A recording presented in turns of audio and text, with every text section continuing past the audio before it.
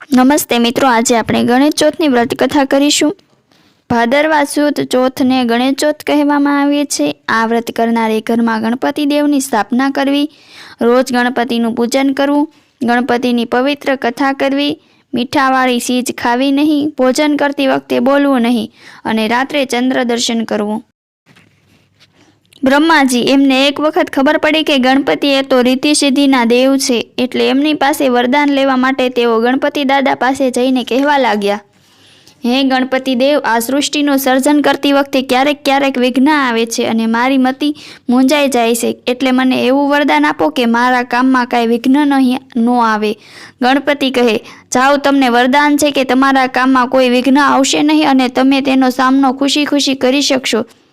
એક વખતની વાત છે, ગણપતિ દાદા કૈલાસ જઈ રહ્યા હતા। એ વખતે ચંદ્રે તેમને જોયા અને હસી પડ્યા। આથી ગણપતિએ તેમને શ્રાપ આપ્યો, હે ચંદ્ર, તને તારા રૂપનું અભિમાન આવી ગયું છે। આજના દિવસે તારું મોઢું કોઈ જોશે નહીં અને જો કોઈ ભૂલે ચૂકે જોશે તો તેને માથે કલંક આવશે। આ શ્રાપ સાંભળીને ચંદ્રને તો ભારે શરમ આવી, એ તો જળમાં રહેલા કમળમાં સુપાઈ ગયો।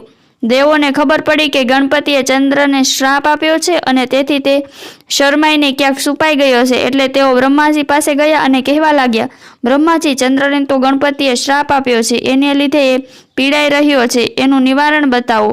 ગણપતિના શ્રાપને તો ગણપતિ સિવાય કોઈ મિથ્યા કરી શકે તેમ નથી, એટલે એમને પ્રસન્ન કરવા જોઈએ।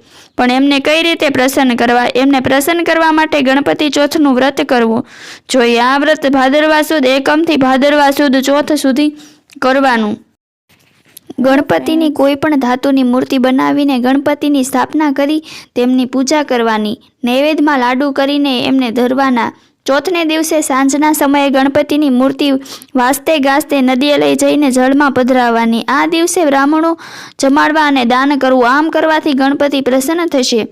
આ સંદેશો ચંદ્રને પહોંચાડવામાં આવ્યો। આથી ચંદ્રએ ગણેશ ચોથનું વ્રત શરૂ કરી દીધું અને પ્રાર્થના કરવા માંડી કે હે ગણપતિ દાદા, મારી અણસમજને કારણે ભૂલમાં હું આડું અવળું બોલી ગયો, પણ હવે મને એનો ખૂબ પસ્તાવો થાય છે। આપ તો દયાળુ છો, તો મને આપ શ્રાપમાંથી મુક્ત કરો।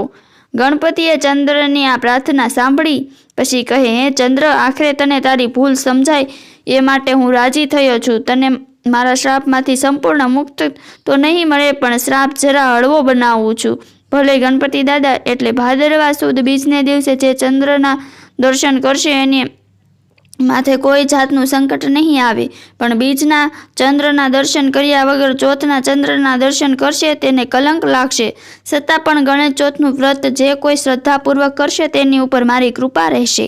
આમ જે કોઈ ભાવિક શ્રદ્ધાપૂર્વક ગણેશ ચોથનું વ્રત કરશે, તેના વ્રતની કથા કહેશે અથવા સાંભળશે, તેની પણ ગણપત દાદાની કૃપા દ્રષ્ટિ રહેશે, તેને સુખ સાંપડશે। હે ગણપતિ દાદા, તમારું વ્રત કરનારને ચંદ્રમાની જેમ સુખ શાંતિ આપજો અને સદાય કલ્યાણ કરજો।